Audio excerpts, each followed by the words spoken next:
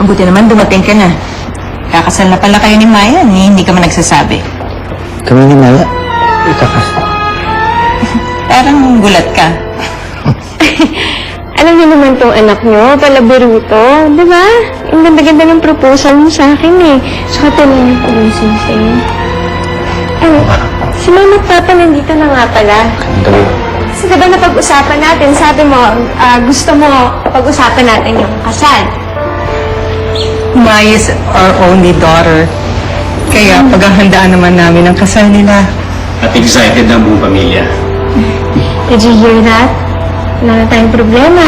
Wedding preparations na lang ang kailangan natin pag-usapan. Oh, well, pagdating sa bagay na yan palagay ko kami na ang bahala. Thank you. Oo naman. Sorry, siguro pagod lang ako. Excuse me. Meron bang hindi nagustuhan si Eric? Wala po. He said he's tired, so... baka pagod lang talaga. Saglit lang. Saglit lang po.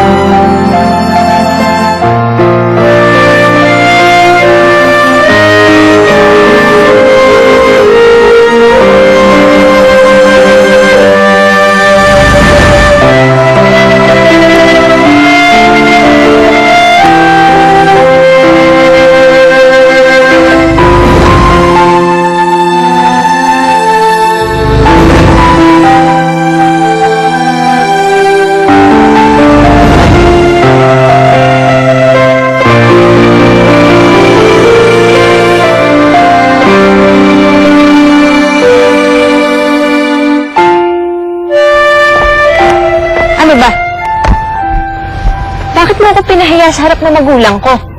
Maya, binigla mo ako. Hindi sana sinabi mo muna sa akin to.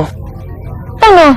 Maghihintay ako sa'yo na magplano? Ano, matanda na ako, wala pa rin akong asawa.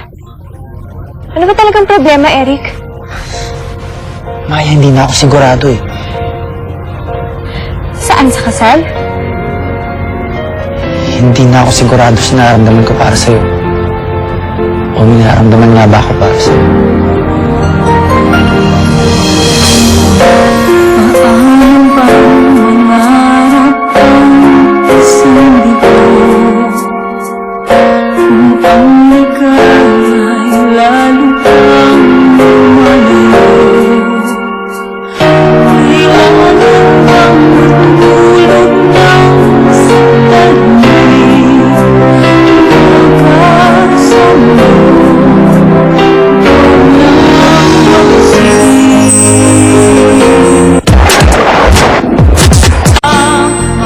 Umalis na si Maya. Pero alam naming masama ang loob niya. Ano naman ba ginawa mo, Eric? Hindi namin pinag-usapan ang kasal. Hindi niya pinag-usapan o nag-iba ang pag-iisip mo? Kilala kita, Eric. Magaling ka mag-umpisa ng kung anumang bagay, pero hindi mo kayang tapusin. Kailan ka ba magiging responsible, ha? Ma, ang dami ko nang iniisip. Baka pwede mo huwag yan nagdagdagan. Alam mo kung meron kang gagawin na tama, ito na yun eh. Ito na yun, Eric. Nakakahiya doon sa mga magulang ni Maya. Pumunta pa sila dito.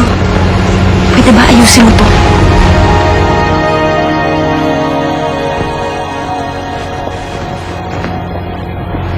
Eric, palagay ko dapat mag-usap kayo ni Maya. Pa, ang dami ko ng problema.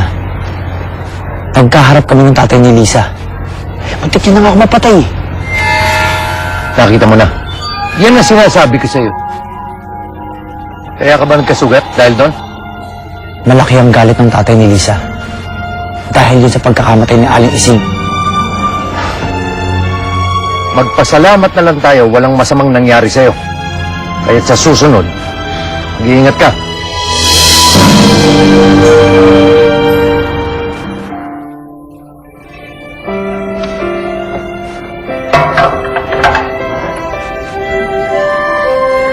Lisa, Gising ka na pala. Oh, inihanda kita ng agahan. Kumain ka, ha? hindi mo na kailangan gawin to. Magaan lang na trabaho naman to. Kamusta na ang mama mo? Wala, umaarte lang pala.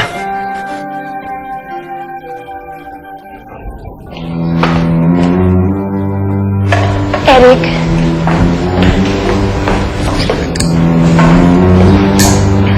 Pasensya ka na. Binigla kita kagabi.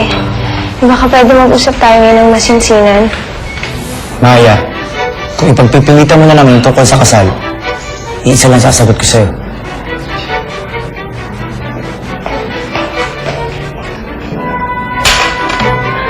Anong ginagawa nito dito? Dito na siya titira. Pupunta lang ako sa kwarto. Excuse me.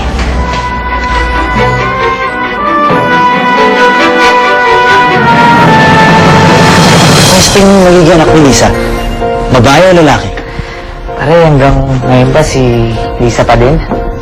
Iniisip ko na lang na lahat to ginagawa ko pa rin para kay Ben. O baka naman in love ka na dun sa nanay? Dala niya ang anak ni Benny. Pero si Eric is engaged to Maya. What is she doing in Eric's pad? Kamusta yung sugat mo? Eric Valderrama? In love? Umalis ka na ngayon, ah. Kunin mo yung mga gamit mo at mag-impake ka na. Oh,